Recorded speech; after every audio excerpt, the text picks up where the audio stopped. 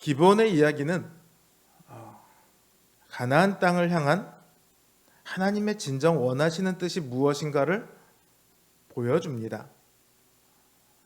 저는 사실 예전에 이 기브온의 이야기에서 어떤 설교를 많이 들었냐면 기브온이 거짓말을 했다. 또 이스라엘이 기도도 없이 함부로 화친을 했다. 쉽게 말하면 기브온에게 속아 넘어가서 화친한 건 하나님께 기도하지 않았기 때문이다. 이런 설교를 굉장히 많이 들었습니다. 근데 만약에 이런 문제라면 지난번에도 말씀드렸던 것처럼 이스라엘이나 기브온에게 그 죄를 묻는 하나님의 말씀이 있어야겠죠. 물론 그것이 잘했다는 것은 아니지만요. 성경은 기브온의 거짓말이나 함부로 화친한 것에 대해서 전혀 아무런 언급도 하지 않고 있습니다. 오히려 정반대로 하나님께서는요. 거짓을 한 그 기브온을요. 굉장히 소중하게 다룹니다. 그게 바로 오늘 본문이에요. 오늘 본문으로부터 시작되는 이야기입니다. 오늘 본문은 이스라엘이 아모리 사람들과 싸우는 장면입니다. 예루살렘 왕 아도니세덱, 헤브론 왕 호함, 야르무드 왕 비람, 라기스 왕 야비야, 에글론 왕 드빌이 모여서 이스라엘과 싸웁니다.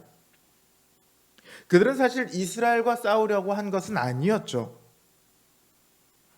그들은 배신자 기브온과 싸우고자 했을 뿐입니다. 기브온은 원래 그들 중에 하나입니다. 그들과 같은 편이죠. 그런데 자신들을 배신하고 적이라고 할 수 있는 이스라엘에게 가서 덜컥 화친을 맺어버립니다. 자기 편이었던 기브온이 적군의 편이 되어버린 거예요. 아마도 그들의 입장에서는 이스라엘보다 이 기브온이 훨씬 더 미웠을 겁니다. 그래서 기브온을 치러 갑니다. 기브온의 입장에서는 난리가 났죠. 기브온이 다른 도시 예루살렘이나 헤브론 같은 곳보다 확실히 크고 강한 도시입니다. 하지만 5개의 도시가 연합해서 쳐들어왔어요. 기브온이 이스라엘과 화친한 이유가 뭡니까? 전쟁하면 질 것 같거든요. 다 죽을 것 같거든요. 그래서 화친했습니다. 살기 위해서 화친을 했는데 이제 이스라엘이 아니라 아모리 족속의 군대에게 다 죽게 생겼어요. 이들은 바로 사람을 길갈에 있는 이스라엘 진에 보냅니다. 그래서 도움을 청하죠. 뭐라고 합니까? 당신의 종들을 내버려 두지 마시고 속히 와서 구원하소서.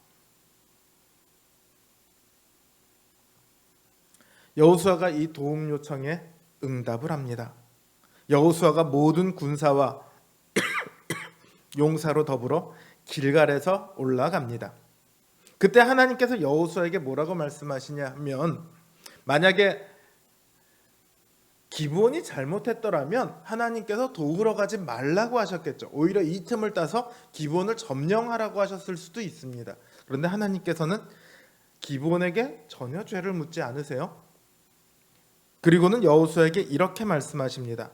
아모리 왕의 군대를 두려워하지 말라. 내가 그들을 내 손에 붙였으니 그들의 한 사람도 너를 당할 자 없으리라. 지금의 이 전쟁은 사실상 기브온의 전쟁이어야 합니다. 그런데 지금 싸우고 있는 것은 누구냐면 이스라엘입니다. 아모리 왕의 군대는 그리고 하나님께서 말씀하신 것처럼 이스라엘에게 패하죠.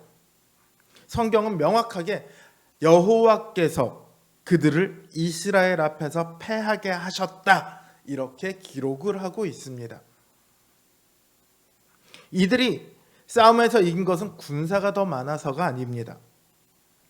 혹은 전쟁의 경험이 더 많아서가 아닙니다. 다만 하나님께서 그들의 손을 들어주셨기 때문입니다. 11절을 보시면은요. 그들이 이스라엘 앞에서 도망해서 비탈길로 내려갈 때 하나님께서 큰 덩이 우박을 내리셨다.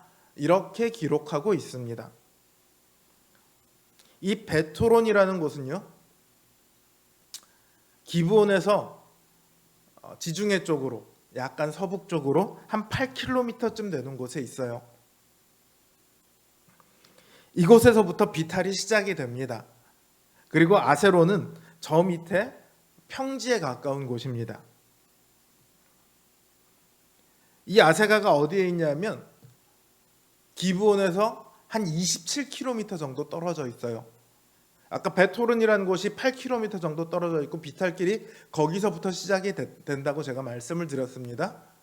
그러니까 기브온이 있으면 약간 위쪽에 베토른이 있고 한참 요 아래에 아세가가 있습니다. 이 거리는 대충 어떻게 계산을 해봐도 약 15km에서 20km 이 사이쯤 될 거예요.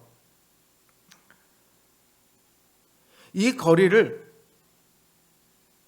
병사들이 퇴각을 해요. 근데 비탈길이라고 되어 있잖아요. 또 이 지형은 돌이 굉장히 많습니다. 퇴각해서 도망 내려가는데 쉽지가 않아요. 그러니까 이들이 퇴각하는데 못해도 몇 시간쯤 걸렸을까요? 아무 장애가 없다고 해도 한 4시간 이상은 충분히 걸렸을 거예요. 그런데 거기다 큰 우박이 내립니다. 그러니까 실제로는 그 이상의 시간이 걸렸을 거예요.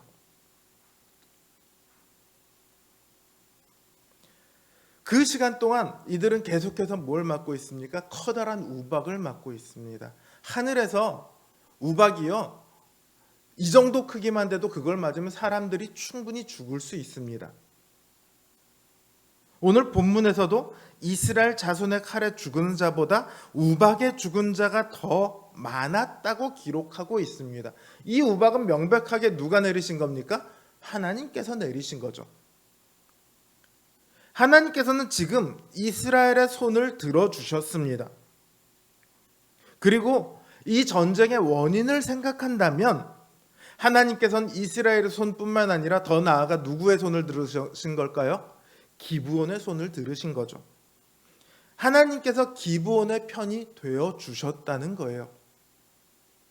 왜 그들의 편이 되어 주셨습니까? 기브온이 하나님 앞에 나와 하나님의 편이 되길 원했기 때문입니다. 기브온은 오늘 우리 신자들에게 많은 비판을 받습니다. 그들이 이스라엘을 속였으니까요. 그럼에도 하나님께서는 기브온의 편을 들어주셨습니다. 왜냐하면 기브온이 하나님의 편이 되기를 원했거든요.